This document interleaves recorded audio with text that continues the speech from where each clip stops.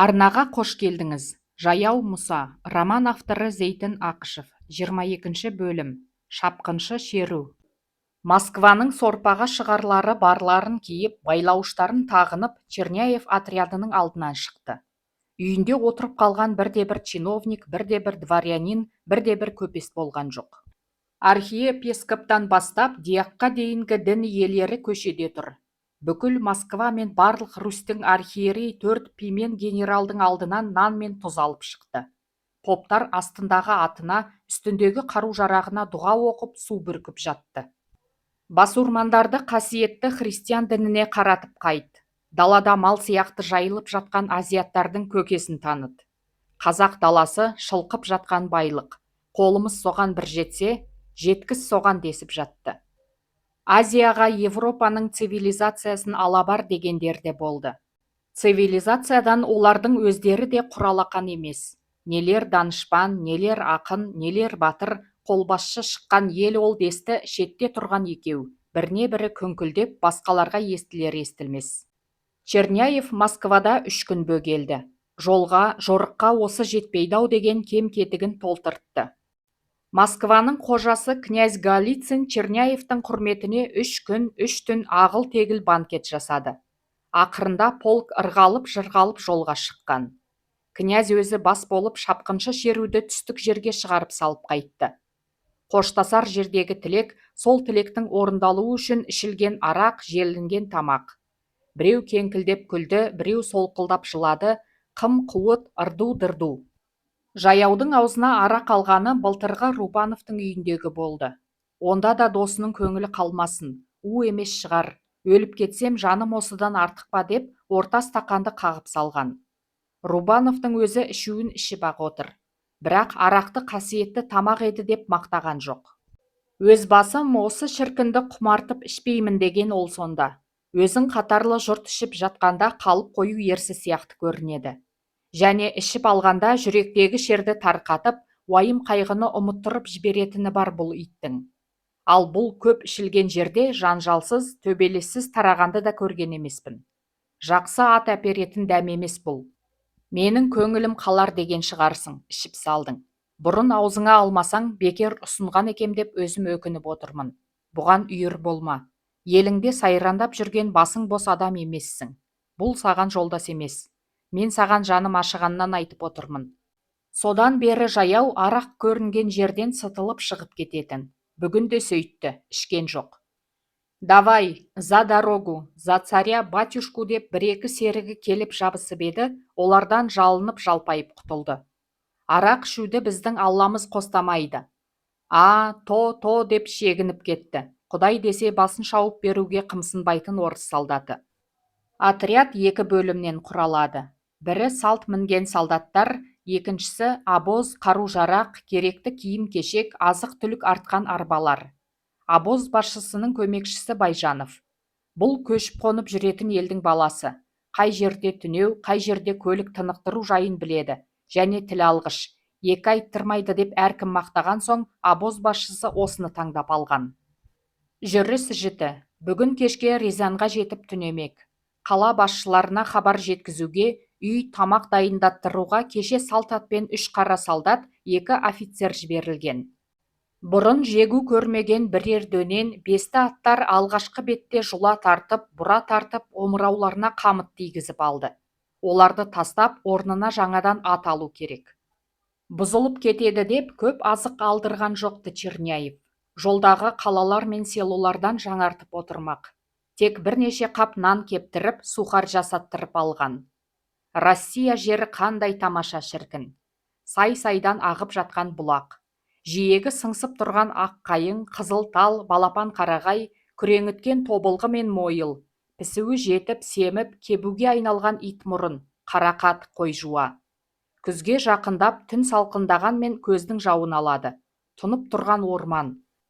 Қалың қарағайдың арасынан өткенде шайырдың исі мұрын жарады. Белуардан келетін шалғын. Шешініп тастап, өткір шалғыны құлаштап сілтесе ғой деп қызығып келеді. Көзі шөп шабумен, ағаш кесумен, жүк тасумен өткен кейбір кексе солдат. Туған жерді қайтып көреміз бе жоқ па деп көздеріне жас алады офицерлеріне көрсетпей. Осынша қару-жарақ тиеп тойға бара жатқан жоқ бұлар, біледі оны. Қан төгіс болмас дейсің бе, жан қала ма жоқ па?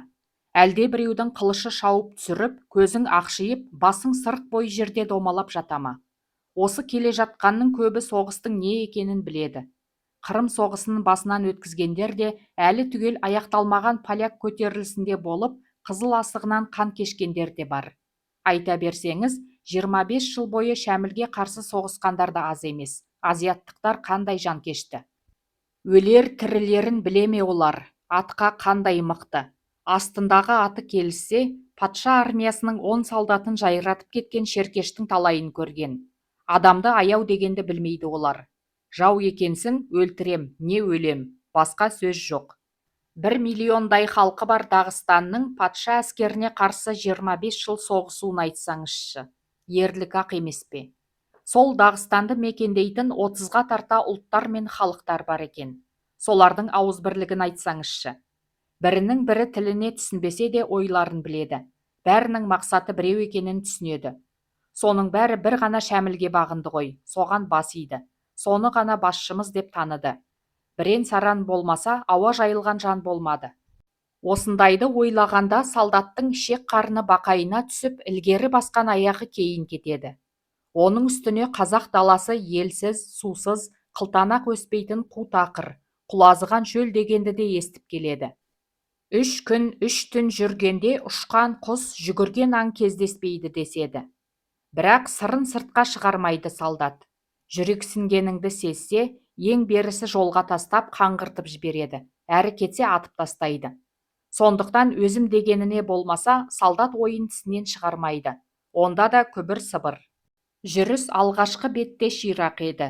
Біраз күн өткен соң көлік те адам да қажыды, өнбейді. Бір таусылмайтын жазық. Әйтеуір сол жақ қолда Еділ өзені жарқырап жатыр. Жиекке жақын келгенде тіршілік белгісі көрінеді.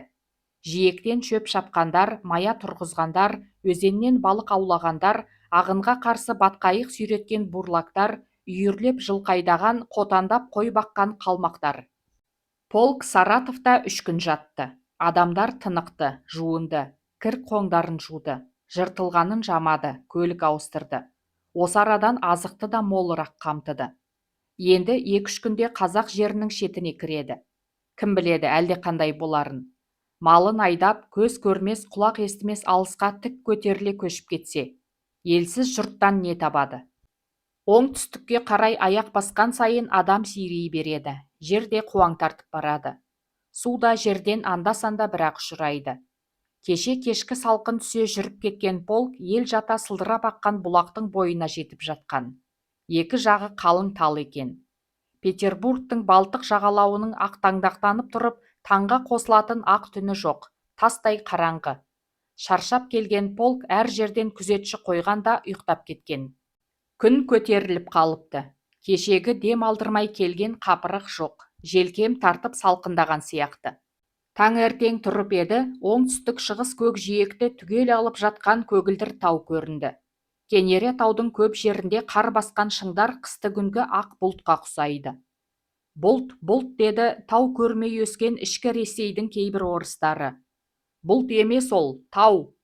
Бұрын тау көрмеген солдаттар көздерін алмайды, тамашалап келеді. Ананы қара, ананы, аузын ашқан қасқыр сияқты. Әне біреулер бірінің үстіне бірі ұмар-жұмар үйіліп жатқан бірдеме. Бергісі қозғалмай, арғысы бізбен бірге жүріп келе жатқандай көрінеді маған. Ана таудың басының жазы шықпаған екен, қары ерімепті. Қары дейсің бе, өзінің ағы шығар. Әппақ ақ балшық төгіп тастаған ғой. Болса болар, мынадай керемет жасаған Құдайдың қолынан не келмес дейсің. Солдаттардың біріне бірінің айтып келе жатқаны осы тақылеттес сөздер. Қажыған аттар өрге қарай ышқына бар күшін сала тартады арбаны. Ылдиға қарай бастарын кегжейтіп, қамыттары алқымына тығылып, жүкті арбаға ие бола алмай шөмеңдеп желіп кетеді. Тауда жүріп үйренбеген жануарлар төрт тағандап жатып алуды білмейді. Жаяу таудан көзін алмайды. Баян тауынан кеткелі де 7 жылға жуықтап қалды. Күлен құдығының басында түнеп шыққан күні таңертең Ақбет жотасы толқыған теңіздің сағымындай мұнартып көрініп еді. Қайтып келер мекем, көрер мекем деп артына қарай беріп туған жерді қимап еді. Қиятын жер ме ол? Әне бір ұзын жота Ақбет жотасына ұқсайды екен. Әне бір шоқы Жасыбай батырдың моласын күзетіп тұрғандай бір биік болушы еді дәл сыртында. Сол сияқты екен. Біздің ескі қыстаудан қарағанда соңына тайлағы мен ботасын ерткен кәрі қара інген сияқты түйе өркеш бар еді. Күн сәске көтерілгенде көлеңкесі көлге түсіп, Жасыбайдың айнадай жарқыраған айдынында баса-аяғына қарап тұратын. Бала кезінде сол таудың сай мен саласында жаз болса жидек тергені, қыс болса тұзақ құрып қоян мен құр, бұлдырық пен шіл аулағаны есіне түсіп кетті. Жүрегі елжіреп жылағысы келді. Көзіне жас толып, төңіректің бәрі бұлдырай қалды. Жасы әлі 30-ға толған жоқ. Тумай жатып шырмаған шырғалаңнан шықпай қойды. Жұдырықтай басымды бейнетке жазған деп тәңірісінен алады. 7 айлық күнінде өзінің іштен шала туғанын, оның кінәраты әке мен шеше арасындағы төсек кикілжіңі болғанын жаяу бертін келе естіген. Оны айтқан Сәтбала. Кейін барған жолында тәтті апасы Мұса бала күнінде Сәтбаланы солай атайтын. Қартайған екен, жасы 50-ден асыпты. Дәл жүрерде алдына шақырып алған. Үй оңаша еді. Мен болсам төрімнен көрім жуық, тірі әруақпын қарағым. Пұшпағым қанамай, жас иіске зар боп жүргенде сені бауырыма басып едім. Кеуіп қалған емшегімнен сүт шықты. Өне бойым елжіреп еді сонда. 62 тамырым иіп жүйкем босады.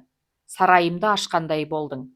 Содан кейін әне бір екеуін көрдім деп, есік алдында ойнап жүрген бірі 6-да, бірі 4-ке шыққан Әубәкір мен Сәдуақасын көрсеткен. Енді сені көрем бе, көрмеймін бе, мойныма қарыз болмасын. Көзім тірісінде айтып кетейін. Менен кейін саған бұл сырды айта қоятында ешкім болмас деп Сәтбала бәрін айтқан. Нағыш марқұм келіншек боп түскенде, іште келген бала едің дегенде, Мұса басын жұлып алып тәтті апасына жалт қараған. Ол қалай тәтті апа? Оның ар жағын қазбалап қайтесің. Жасырмайын дедім ғой, жасырмайын. Сен аға сұлтан болған Боштайдан еді дейтін жұрт. Сол сөздің жаны бар, ішің білсін, аузыңа берік бол. Құдай жолыңды оңғарсын жарығым деп, қолын жайып батасын беріп қалған Сәтбала. Осы бір жайлар есіне түсіп, өзінің каптенармус қызметінде тіпті бүкіл полкты да ұмытып кеткендей болды бір сәт. Орман ауылының сыртынан күні-түні көз алмай қадалып тұратын биік жартас сияқты Орал тауларының бір шоқысына қарап көпке дейін көз алмады. Осындай толқу кезінде тіліне әлде бір өлең жолдары орала кететін әдеті бар оның. Боштайдан мен туды деп ел айтады, білмесе бекер текке неге айтады. Мықтының жұрнағынан жаратылған, жүрегінің оты бар деп айтады. Біреуді біреу күндер көре алмаса, ақсақ ит жатып үрер жүре алмаса, адамды адам сырттан не демейді, сықақ қып бір құдайдан ұялмаса. Жүйріктің шықпай даты сыналмаған, бақ тайса ерге дәулет құралмаған. Шығарған биік тауға шіркін көңіл, қайтейін бұл жалғанда тыналмаған. Қарасу есік алды, қалың қамыс, жасымнан көп адаммен болдым таныс. Жерімді ағайыным тартып алып, үйімде жатқызбады шіркін намыс. Падиом! Өзен жиегінен арқан бойы дөңесте жатқан генерал шатырынан шығып айғай салды. Даусы бұлтты жарып шыққан күннің күркірегеніндей басталып шықты да, аяғы алыстағы тауға соғылып, кәрі айғырдың арқырағанындай екіленіп, дірілдеп барып тоқтады. Жұрт апыр-жұпыр бола қалды. Біреулер көздерін тырнап ашып, қоржындарын ақтарды. Ұрттары бұлтыңдап, қаужаңдап жатыр. Біреулер аттарына жүгірісті. Оралдың қанша жұтса тоймайтын таза ауасында рахатқа батып, ұйықтап шыққан солдаттар бойлары сергіп, тынығып қалыпты. Аяқтарын ширақ басады. Алдына Черняевтің 6 атты қос-қостан жарыстыра жеккен жабық күймесі түсіп, полк шеру тартып жүріп кетті. Осы келесі 2 күнде таудан асып қазақ жеріне аяқ баспақ. Таңертең мұнартып көрінген ақ иық шыңдар бірте-бірте жақындап келеді. Кейбіреулері мыналар не іздеп барады шұбырып дегендей бірінің артынан бірі мойындарын созып қарап тұр. Тау ішіне кірген соң Черняев күймесін тоқтатып, полктың алдында жүріп отыратын кезекшілер белгілеген. Түнде сен үшеуің, күндіз сендер полктың алдында жүресіңдер деп, 10 шақты солдатты іріктеген. Рұқсат етсеңіз, жоғары мәртебелі генерал мырза, салт атқа мініп, полктың алдында күні-түні мен-ақ жүріп отырайын. Тау сырын басқалардан гөрі мен жақсы білем ғой деп, жаяу Черняевтің алдына келді. Полкында бір қазақ бары, оны өзі әдейі Петербургтан сұратып алғаны есіне жаңа түсті. Алдына келіп, орыс армиясының сіреспе тәртібімен сіресіп тұра қалып, тақылдай жөнелгенде қапелімде танымай қала жаздады. Сен кімсің? Ақырып қалды Черняев. Жаяу жасқанған жоқ. Мен обозда келе жатқан қазақпын. Фамилияң, аты жөнің кім деп тұрмын ғой?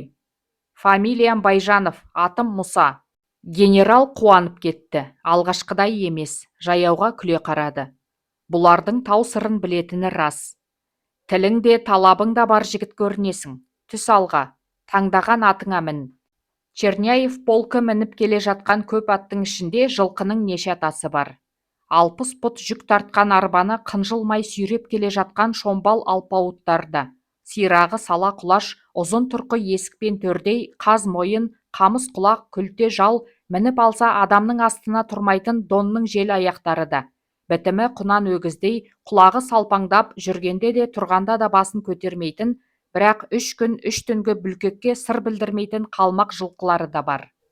Көзі малмен ашылған жаяу, жол бойы жетекте келе жатқан тоқ жарау, аяғын кербез басатын құла төбел атқа қарай беретін. Жесірлік жануарсың-ау дейтін ішінен. Жүргенде жер су баспассың. Желсең, жердің апшысын қуырып, желде есетін шығарсың. Нағыз бабыңда келесің. Мініп алып, таудан тауға жүйткітермеді. Жүрісі баяғы біздің үйдің тау торысынан қалай екен. Одан кем емес шығар. Сүйегі қурап қалған жануардың әруағын ренжіттім-ау дегендей, әй, бірақ дәл ондай бола қоймас деді қайтадан. Басқа дөңгелек тұяқты қанша мақтағанмен, тауторыға тең келетін мал жер үстінде жоқ сияқты көрініп кетті жаяуға. Шіркін, тауторы жануар-ай, тұлпар мекен сол. Әлде арғы тегі түрікпеннің теке жәумітінен шықты мекен. Ал тауторы жаяу айтқандай, шынына келгенде тұлпар да емес, теке жәуміт те еместі. Көкке тойып, семізден жараған кезде қай жылқы болса да құлпырып шыға келетіні рас қой. Қазақ жылқы мінезді деп неге айтты дейсің. Ал әптен арықтап, арқасы ошақтай жауыр кезінде астыңа мінбек түгіл қарауға тұрмайтын ақмал. Жаяу мініп қашқанда тауторының бабында жүрген кезеді.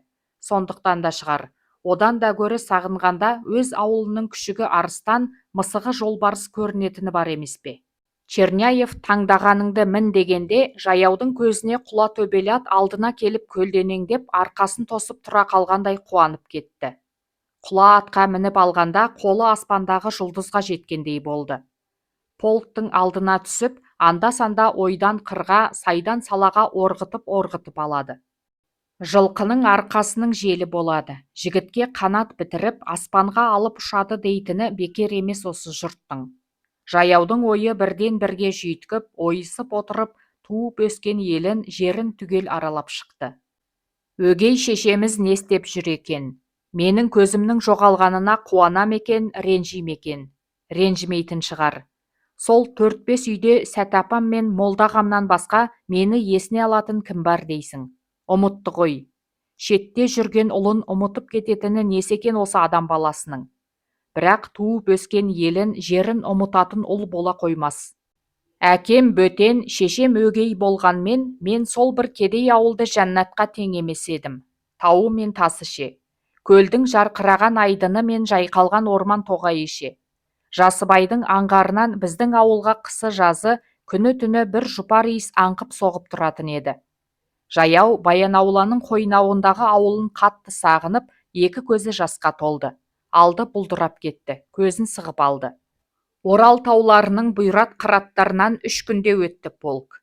Таудың тамашасына қызығып, Черняевтің өзі де жүрісті асықтырған жоқ. Сулы жерге қонып, сусыз жерге түстеніп, жылжып келеді. Таудың күншығыс бетіндегі ең соңғы шоқыдан асып түскенде, құлашын керіп жатқан кең дала көрінді. Ұшы қиырына көз жетпейді, шеті де шегі де жоқ сияқты. Күндік, түстік жерден ғана көрінетін мал мен жанның қарасы. Ұшқан құс, жүгірген аң да аз. Осындай қу даланың несіне қызықты екен біздің ұлы мәртебелі патша деп біріне бірі күңкілдеп келеді орыс солдаттары. Не жайқалып тұрған орманы жоқ, не аяққа оралатын шөбі жоқ, соқаның тісі тиген жер емес. Осынша кең далаға егін егіп, мал өсіріп рахатын көргенше, талай патшаның сүйегі қурап бітер. Тозаққа жұмсағандай жұртты әуреге салып, кейбіреулер бұлқан-талқан. Патшаның да Черняевтің да ойы мүлде басқа. Қазақ даласын қоныстанып иемденіп алса, ешбір Қоқан хандығы, Бұхар Эмираты, олардың желкесінен төніп тұрған Азияның күшті мемлекеттері, айта берсеңіз, ағылшынның дүние жүзін басып алуды арман қылатын қомағай жыртқыштары аяғын да баса алмайды, көзін де тіге алмайды. Және қазір қу тақыр көрініп жатқан дала әлі-ақ көгеріп, жайқалып кетеді. Жаяудың ойы онан да басқа. Омбыда бірге жатып, бірге тұрып жүргенде, Шоқан бұған қазақ даласына Европа мәдениеті, әсіресе орыстың жаңа көріне бастаған жас қауымының лебі тарамай, қазақ халқы жуықта бас көтере алмайды дейтін. Омбыға келсе, Шоқанның үйінде жататын досы Достоевский де соны айтатын. Қазақ даласына орыс барса, оның зиянды жағы да, пайдалы жағы да болуы мүмкін деген Шоқан бір күні кешкі әңгімеде. Орыстың байлары, помещиктері, көпестері тым ашқарақ қой. Бұлардың аузынан тойдым деген сөз шықпас. Келе салып егін де егер, мал да өсірер, завод, фабрик те салар. Бұрыннан орын теуіп қалған жергілікті халыққа жайлы бола бермес. Оларды біраз ығыстырар. Кейбіреулерінің жеріне, суына қызықса көшірер, қонысын алар. Бірақ былай қарағанда отарлау көрінгенмен мұның пайдасы да зор. Жергілікті қазақтар солардан шаруа үйренеді. Егін салуды, мал тұқымын асылдандыруды, жазғы қысқы мекенжай салып, көшпелі тұрмыстан отырықшы өмірге көшуді үйренеді. Жер жетеді деген Шоқан. Жер көп бос жатқан. Пайдасын көре алмай отырған жерден айырылдың не, айырылмадың не? Рас, қазақ даласында мал да көп. Бірақ ол халық игілігі емес, жеке адамдардікі ғой. Кейбір байларда 12 мың, 18 мың, тіпті 30 мың жылқы бар дейді. Онан халыққа не пайда? Шетінен сойып жер, бірақ қанша жей береді? Сатып ақша қылуға, ол ақшаға асыл жиһаз алып, қызығын көруге базары жоқ. Қазақ даласына орыс келіп мекендесе, оның пайдалы жағы жаңағы айтқан зиянды дегенімізден әлде қайда зор. Орыстар бір күнде болмаса да, бәрі бірдей болмаса да, Ломоносовтың, Менделеевтің, Белинскийдің үлгісін, білімін әкеліп, бірте-бірте таратады. Мектеп ашылады. Балаң дүниенің амалын үйренеді, көз ашылады. Бара-бара сіздің халқыңыздың сана сезімі, ой өрісі кеңейеді. Дүниені өз көзімен танитын болады. Орыспен араласуға, оның жақсысынан үйреніп, жаманынан жиренуге құмар қазақтар осы күннің өзінде бар. Менің Мұса нағашым ше.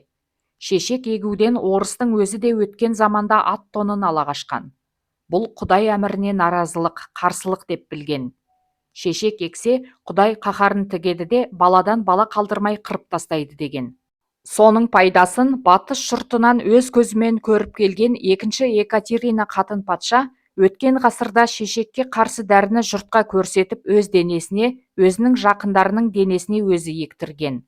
Онан ешбір зиян жоғына көзі жеткен соң, орыстардың бәрі еккізді. Ақырында орыс халқы шешектің қырып сал азабынан құтылып келеді.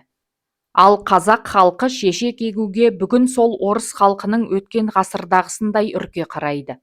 Бірақ Мұса Шорманов сияқты орыстың білімін, ілімін үйренгендер шешек егетін дәрігер бер, дәрі жібер деп генерал-губернатордың атына арыз жазып жатқан жоқ па? Орыстың игі әсері, игі үлгісі деп осын айтады. Мұсаның онан басқа істеп жатқаны аз ба? Келешекте оқу бітіріп, қайтып барған соң қазақ балаларына орыстың тілін, ғылымын үйретеді. Ең болмағанда орыс пен қазақтың арасына дәнекер болады. Тілмаштық қызмет атқарады деп, болыс басынан 2 баладан орысша оқуға жөнелту туралы өз округында заң шығарыпты. Баламыз шоқынып кетеді деп, оған көнбеген қазақтар болыпты. Мұса олардың өздеріне айып салдырып, баласын күштеп тартып алып жөнелтіп жатса керек. Алғаш қарағанда Мұсаның бұл істегені дөрекі көрінеді. Бірақ осының түбі халыққа үлкен пайда екеніне ол да сенеді, мен де сенемін. Егер қазақ жеріне экспедиция шыға қалса, өзім с удовольствием бірге барар едім деп Шоқан өз аузынан талай айтқан. Тобылда Рубанов осы экспедицияға қатысам деп арыз бер дегенде, жаяу шын көңілмен қуанған. Шоқан бірдемені білетін шығар. Жаман іс болса неге олай десін ол дейтін ішінен. Жаяуға қанат бітіріп алып ұшып келе жатқан Семейде Шоқанды көру, соған жолығудың қуанышы. Сол ойлаған арманына бүгін не ертең ең әрі кеткенде бір жұмада жеткізетіндей аяғы жерге тимейді Құлатөбел аттың. Полк күндіз жүрсе түнде жатып, түнде жүрсе күндіз жатып, Ырғыз, Ойыл, Тобыл өзендерінен өтті. Атбасардың қара күрең барқыттай топырағына аяқ басты. Есілді өрлеп Қараөткелдің тұсына келгенде Шерубай нұрасын, Ботақара, Шешенқараны басып, Қарқаралы тауларының сыртымен Шыңғысты бауырлап Семей сыртында, Ертіс өзенінің сол жақ жиегінде бір жұмадай жатып тынықпақ. Киімнің жыртық тесігін жамамақ. Жетісу жеріне кіргенше жететін азық-түлік қамдап алмақ. Арықтаған, аяғы тасырқаған, арқасы кеткен, омырауына қамыт тиген аттарды ауыстырмақ. Айғыржалдың бауырына келіп жайғасқан соң, Черняев Семейде жатқан Шоқанға қағаз жазып, өзінің адъютанты мен жаяуды жіберді. Жаяуға Черняев әбден риза. Шыққалы бір қабақ шыттырып көрген жоқ. Бұл жігіт қазақтың елін, жерін білетін жай ғана көшбасшы емес, жаныңды тындыратын тапқыр да жігіт болып шықты. Оның Шоқанды білетіні, онымен ертеден таныстығы Черняевті таң қалдырды. Генералдың аузынан Шоқан аты шыққанда, жаяу аузына апара жатқан асын жұлып алып жалт қараған. Неге қарадың деген Черняев. Сіз Шоқан Уәлихановтың атын атағанға. Неге, білетін бедің оны? Білгенде қандай, жоғары мәртебелі генерал мырза. Екеуміз бала жасымыздан таныспыз. Ол бұлай тұрсын доспыз. Менің аздап болса да орысша оқып білім алуыма себеп болған сол еді.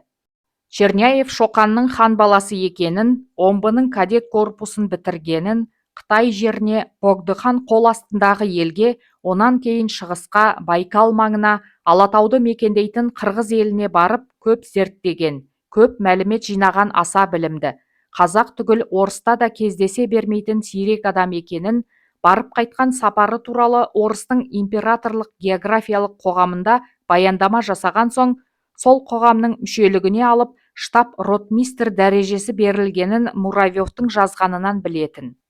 Чудо деген сонда. Өзі қазақ, өзі ғалым, өзі орыс офицері. Чудо емей немене. Көрсем деген ой ұйықтаса түсінен шықпайтын. Бірақ анадай адам билеп кетпесе деп те қауіптенетін. Черняев ақылсыз тентек емес, өз әлін өзі шамалайтын адам.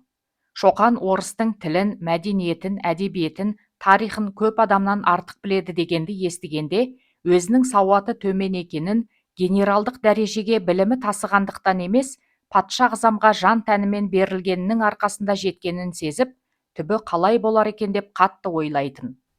Осы сапардан Черняев жүрексініп қорқып та келеді. Онысын сыртқа шығарып, басқаға сездірген емес. Әрине, не де болса бәрі ішінде. Қорқатын жөні де бар. 1858 жылы немістің бір үлкен ғалымы Адольф Шлагенвейт бастаған экспедиция Қашқарға барған. Қашқарлықтар экспедиция адамдарын Европа отаршыларының барлауға жіберген тыңшылары деп ұстап алып, көбін қырып салған. Қашып құтылып кеткені аз. Шлагенвейттің өзінің басын кесіп алып, аяғынан ағашқа іліп қойған. 1861 жылы орыстың императорлық географиялық қоғамы Түркістан өлкесіне Северцевтің экспедициясын жіберіп еді. Қоқандықтар олардың да көбінің қолын сындырып, көзін шығарып, ит қорлыққа салып сабаған. Северцевтің өзіне дүре салып азаптаған. Бұдан бұлай бір орыс біздің жаққа қадам басушы болмасын. Патшаңа соны айтып бар. Екіншілей келіп қолға түссең оңбайсың. Жаның жаһаннамнан бірақ шығады деп қоя берген. Қашқарға экспедиция басқарып Шоқанның барып қайтқанын да естіген Черняев. Бірақ бұл тірі қалғаны бұлай тұрсын, бір тиын шығынсыз, олжаға шаш етегінен малынып аман сау қайтыпты. Соған қарағанда, мұның бойында оқ қағар сиқыры, көзге көрінбейтін кереметі бар шығар деп келеді, оңтүстікке жақындаған сайын. Бір есептен жан қалса, осының арқасында қалар деп Шоқанды тәңірісіндей санайды. Оған кейде табынып, өзіне көрсетпей шоқынып алғысы келеді. Өзі қандай жігіт деп сұраған Черняев жаяудан бір отырғанда. Жай ғана сұрай салған адам сияқты болғанмен, сыр тартпақ ойы оның. Жаяу да аңқау, аңғал адам емес. Сөйтсе де, ол сенен көш ілгері, оған сен астарда бола алмайсың деп айта алмады. Қандай жігіт дейсіз бе? Денесі нәзік, бірақ шымыр. Қолының қаттылығы сондай, қысып қалғанда көзіңізден жас ыршып түседі, шыдай алмайсыз. Бүкіл денеңіздің буыны босап, сылқ етіп отыра кетесіз. Орта бойлыдан гөрі сәл зорлау, әдемі қара мұрты бар. Көзі өткір. Тура қарауға дәтіңіз бармайды, төмен қарап кетесіз. Ол өзі құр даурығып көп сөйлейтін адам емес.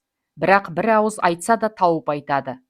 Оның алдында омбының генерал-губернаторы Гастфорд мырза күлкі болам деп аузын ашпайтын. Қалжың шыны аралас екі ауыз сөзбен-ақ кімді болса да алып ұрады деді. Бұл сөздер Черняевтің өзі де өрекпіп келе жатқан жүрегін мүлде шайлықтырып тастады.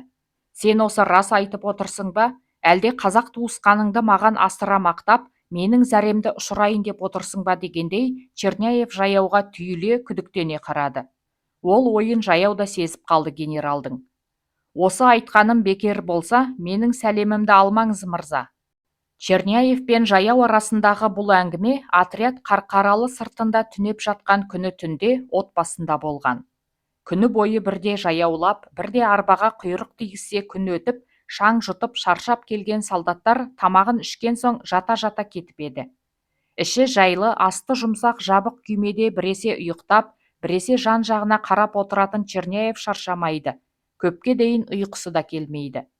Жасынан салт атқа үйренген жаяу да шаршамайды. Және жүргенде тақым қақтырмайтын құла төбел аттың жүрісіне жаяу жел қайықта отырғандай болады. Сол күні кешке іңір асын ішкен соң, Черняев маздап жанып жатқан оттың қасына жаяуды шақырып алған. Бұл бүгін ғана емес. Қазақтың тұрмысын, әдет ғұрпын, салт санасын сұрап білейін деп Черняев көбінесе сөйтетін. Бұл жайды жаяудан басқа білетін жан жоқ полкта. Сол күні шоқан сөз бола қалғанда, жаяу оны жақсы білетін боп шыққан. Сенбеуге болмайды. Ертең кездесетін адам туралы өтірік айтады деуге ауыз бармайды. Ондай адам емес Байжанов. Жаяуды көргенде шоқан жас балаша қуанды. Екеуінің айырылысқанына 6 жылдан асқан екен. Құшақтасып, беттерінен сүйісіп, бірін-бірі көпке дейін босатпады. Тамақ ішкен соң Черняевтің адъютантын бөлек бөлмеге жатқызды да, жаяу екеуі 2 кісілік үлкен кереуетке төсек салдырып бір жатты. Таң атқанша сөздері таусылсайшы. Осы 7 жылдың ішінде Шоқанның да көрмегені жоқ екен. Талай ажалдың аузынан қалыпты. Төтеген боран мен үскірген аязға да душар болыпты. Орыс патшасының тыңшысы деп Қытай әкімдері ұстап алып өлтірмек боп соңына да түсіпті. Ат арып, азық таусылып, елсіз, күнсіз жерде қаталаған кездерде болыпты. Соның бәрінен аман құтылып, елге қайтуға бет алғанда, Черняев отрядының экспедицияға шығатын хабары келіпті. Соған қатысуға қалай қарайды екен деп, әуелі омбының генерал-губернаторынан, аздан соң өзінің ең қимас досы, ұстазы Петр Семенов Тяньшанскийден хат келген. Губернатордың сөзін құлағына да қыстырмай, Сырымбетке барып бір жаз жатам, ет жеп, қымыз ішіп, денсаулығымды түзетем деп келе жатқан бет еді. Семеновтың хатына ойланып қалған. Қызық сапар болар деп ойлаймын. Көп материал жиналуға тиіс. Өзім барар ақидым. Әттең, шұғыл шаруаларым болып тұр депті ол. Осы хабарды алған соң Шоқан экспедицияны Семейде күтіп жатқан. Төсекке жатқан соң жаяу Шоқанды құшақтап қысты. Өзің бұрынғыдай емес, жүдеусің бе? Бұрында семіз емес едің. Қазір арқа омыртқаң санауға келеді. Айттым ғой, көрмегенім жоқ деп. Суық та тиді, қарын ашқан күндерде болды.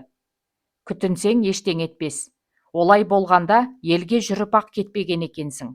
Экспедициясы түскірді қайтейін деп едің. Әлі жассың, 30-ға да толған жоқсың. Тіршілік болса талай экспедицияның қызығын көрмейтін бедің. Реті келіп тұрғанда қызықты көрмей, жан шіркінді аяғанда қайтем. Жарайды, не көрсекте бірге көрерміз. Ал енді өзің айт, сол 6 жылдан бергі көрген баққаныңды. Жаяу содан бергінің бір сабақ жібін қалдырмай айтты. Шоқан үн-түнсіз тыңдап жатыр. Анда-санда болмаса жаяудың сөзін бөлген жоқ. Шорман мен Боштай балаларының қиянатын айтқанда шыдап жата алмады. Мұстафа мен Құсайынның зорлығына аға сұлтан қалай қарады екен деп қалды. Ол кісі өзі кіріспесе керек, үн шығармапты дейді. Шалқасынан жатқан Шоқан басын шайқады. Сонда қуғын сүргін болып, бір ауылына ел жылап еңіреп жатқанда үндемегені қызық екен. Елдің қамын ойлайды дегендеріміз солар ма? Біздің бір ауыл деген не? Ол үшін туысқанмен бастаспен араздасып қайтем деген шығар. Оның да дұрыс. Менің түсінуімше, өзім үндемейін, жаманаты осыларға қалсын деген шығар. Өнерің жетсе, отты басқаның қолымен көсе дейтін мәтел бар емес пе орыста. Әйтпесе ана екеуі Мұсаның айтқанынан шығып кетеді дегенге сенбеймін. Болса болар.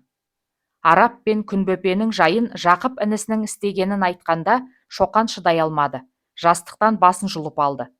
Қолына түссе, Жақыпты қазір-ақ түтіп тастағандай. Сол сұрша қызыңды шырқап жіберсең қайтеді. Біржанға ұнаған ән осал емес шығар. Қой, түн ішінде ән айтсақ, мыналар жынданған ба дер жұрт. Ертең күндіз айтып берейін. Таң атты. Үй ішіне сәуле кірді. Шоқанның қор еткені естілді. Содан кейін жаяу да ұйықтап кетті. Отрядтағы кіші офицерлер былай тұрсын, полковниктер мен подполковниктердің өзін тасқаяқтай қағыстырып келе жатқан Черняев Шоқанды басы жерге жеткендей үш бүктетіліп иіліп қарсы алды. Сіздің игілікті сапарыңызға тілектестігімді білдірейін. Шамам келгенше көмегімді тигізейін деп келіп тұрған штабс-ротмистр Чокан Чингизович Валиханов деп қолын берді Шоқан. Генерал қолынан ақ жібек жұқа перчаткасын қысы жазы тастамайтын. Сол күйімен оң қолын соза беріп еді, Шоқан ұсынған қолын тартып алды да, сырт қалтасында жүретін өзінің де ақ жібек перчаткасын алып киіп, қолын қайта созды. Генерал не дерін білмей сасып қалды. Қайтадан шешіп жатудың, перчатка киген қолын бергені үшін кешірім сұраудың реті жоқ. Оны істесе, Шоқан соның бәрін қайталаудан тайынатын емес. Осының өзі генералды есінен тандырып тастағандай қысылды. Сен тегін адам емес екенсің, сенімен ойнауға болмайды екен деді ішінен. Шоқан перчаткасын кигенше, ұсынған қолын кейін тартқан жоқ генерал. Ол қолын созып тұр екен деп Шоқан асыққан жоқ. Сіздің келгеніңізге өте қуаныштымын. Жолым сәтті болар деп сенемін деп қалбалақтап қалды генерал. Бүгін түс ауа полк аягөзге жүрмек. Қамданып қозғала берсін, жолға шыға берсін деп бұйрық берді де, өзі Шоқанды ертіп бір көгалға барып отырды. Осындай кездесулерге арналған ромның, коньяктың, арнаулы заказбен қайнатылған самогонның, кептірілген балықтың, шетелдерден келген консервінің, тұздап сүрлеген еттің, ақ нанның неше түрі күйменің артына байлаулы темір жәшікте келе жатқан. Штабс-ротмистр мырзаның келу құрметіне сол жәшік ашылды. Жаңа тамақтың әрқайсынан бір-бірден алынып, көк шөптің үстіне төсеп тастаған дастарханға жайылды. Коньяк құйылды. Бокалын жоғары көтеріп Черняев орнынан түрегелді. Бәрі тұрды. Ақ қаңылтыр күрешкелер бірімен бірі соғысқанда, өгіздің мойнына тағатын жез қоңыраудың даусындай қаңғыр күңгір етті. Выпьем, господа. Бөшкелеп алған самогон таусылуға айналған. Кіші офицерлер мен солдаттардың еріндері кезеріп, қабақтары ашылмай келе жатыр еді. Мұндай жақсылық, мұндай молшылық болар ма? Таңдайлары жібіп бір кенеліп қалатын болды. Көздерінің астымен Шоқанға қарайды. Көп жаса мырза, көсеген көгерсін, сен болмасаң бұл бізге арам еді ғой дегендері айтпаса да естіліп тұрғандай. Шүпілдеп тұрған бокалдарды қағып жіберіп, қолдарының сыртымен еріндерін бір сипап өтіп, Құдайдың мұнысына да шүкіршілік деп тәубе қылғандай шоқынып алды. Эх, хараша, әттең жылылау екен деді генералдың өзі. Мұртын сипап, қолын томырылып жатқан қалыңдығы екі елі май мен ақ нанға соза беріп. Шоқан рюмканы көтерді де ернін тигізіп жерге қойды, ішкен жоқ. Неге ішпедіңіз, господин офицер? Мен ішпейтін едім, жақпайды, денсаулығыма зиян. Маған арақ ішуді дәрігерлер қоспаған. Генерал Шоқанның бетіне қарады. Қалжың сияқты емес. Тіпті бағана келген беттегі жайдары жүзі тұнжырай қалыпты. Шыны екен, деді генерал ішінен. Ішпесе ішпегені ғой, рас шығар. Өзі де жүдеу көрінеді. Жаңа келген қонақ ішпеген соң, дастарқанды жинатып тастаса, аузымыз құрамай қалады-ау деп қипақтап тұр басқа офицерлер. Жоқ, Черняев олай етпеді. Тағы толтырттырды бокалдарды. Штабс-ротмистр мырзаның денсаулығы үшін, выпьем. Бокалдар қайтадан сыңғыр-сыңғыр етті. Офицерлерде еш жоқ, қуанып кетті. Жұтып-жұтып салды. Шоқан бұл жолы да ішкен жоқ. Жаңағы ішкен арақ ішті өртеп кеткендей, сол өртті сөндіру үшін офицерлердің екі қолы бір аузын састыра алмай жатыр. Дастарқан беті жайрап жатқан тамақ жайып алып қалды. Құйыңдар тағы, деді генерал тағы да. Офицерлер бірін-бірі шынтағымен түртіп қалып, сандарын шымшысып жатыр. Жолымыз болу үшін, выпьем. Тағы ішілді. Енді жүрейік, мырзалар, жинаңдар, жегіңдер аттарды. Тамақтың қалғанын генералдың адъютанты жинап алып, темір жәшікке орналастырып жатыр. Қалғаны дейтін қалғаны да жоқ екен. Әр қайсысынан ауыз жарымайтын бірдеме. Шоқанның бокалына жалтақтап қарай береді адъютант. Ішіп салудың да, төгіп тастаудың да ретін таба алмай жүр. Ішіп салуға генералдан бата алмайды, төгіп тастауға көзі қимайды.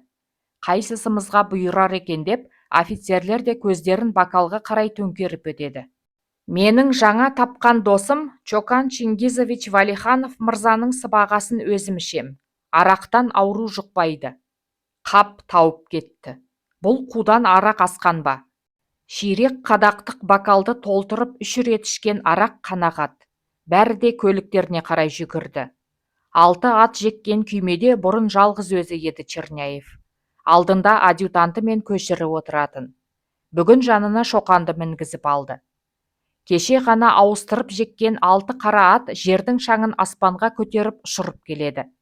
Генерал отрядын Шоқанға көрсетіп өтпек.